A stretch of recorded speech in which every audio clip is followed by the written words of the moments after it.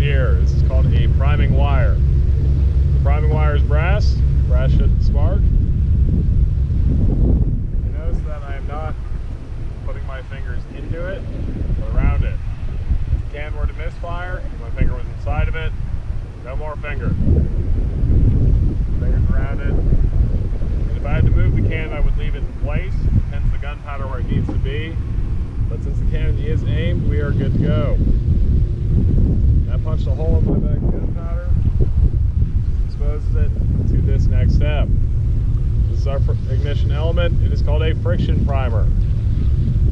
It is effectively a firecracker that is started by ripping out this wire at the top. The wire is coated in match chemical, so the friction of ripping it out creates a spark, creating a tiny explosion on the inside, which travels straight down, hitting our powder and creating a much larger explosion, which propels everything out.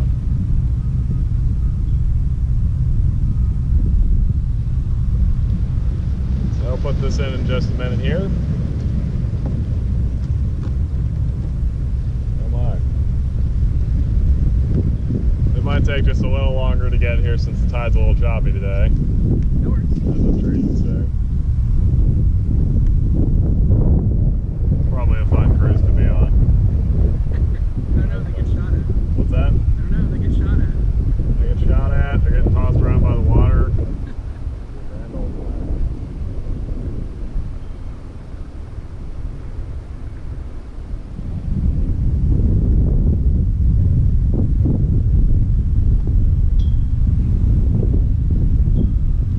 Good afternoon, folks.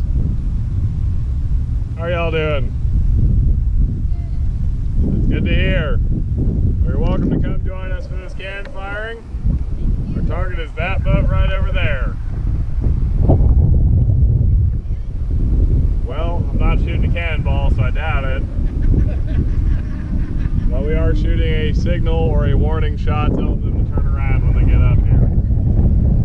In the year 1862, rude. In the year 1862, Fort Pulaski, just a little ways away from us, falls into Union hands. The Confederate response is to blockade off the river to set up traps and to make it a no man's land. Now that red and white riverboat, does that look like a warship to you ladies? I doubt it. Not quite. So we want them to turn around. We do not want them to sail into this war zone. Now I have prepared a signal shot for our little 6-pounder here, but we are not going to start by shooting them. I'm going to finish putting my ignition element in, just in case. And I'll explain the steps for you folks in a minute if you're interested in how the cannon's loaded. That's going to get set down. I'm going to try not to drop my other equipment. We're going to start with what comes a step before the by the Civil War, this little cannon's outdated. Most of our guns look like that one up there on top of the fort. But we keep this one around because it takes a fraction of the gunpowder to make a suitable signal shot with this cannon. So to dry fire that 32 pounder takes about 2 pounds. Instead, you can get a very nice bang with about 6 ounces out of this little cannon instead. Before I'm going to fire that, I'm going to start with this step right here. This is a system developed by a man named Alfred Myers, eventually developed in the Civil War. But the name that they had for it in the Civil War was called wigwagging.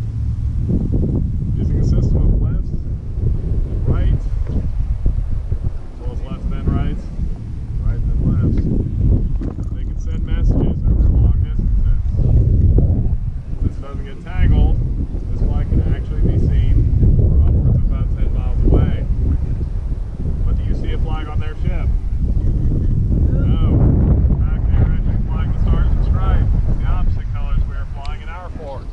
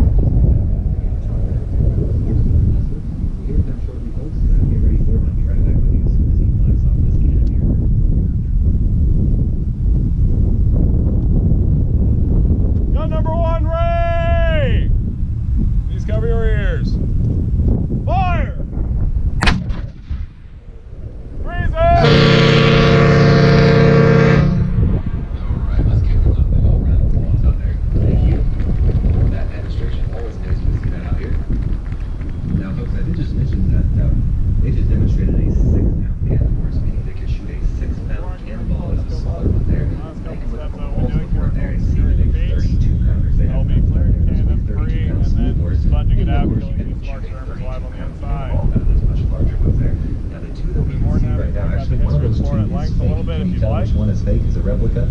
It's actually Real the quick one note that's I'm in that gonna big make. tripod-like device Then there. all That's part actually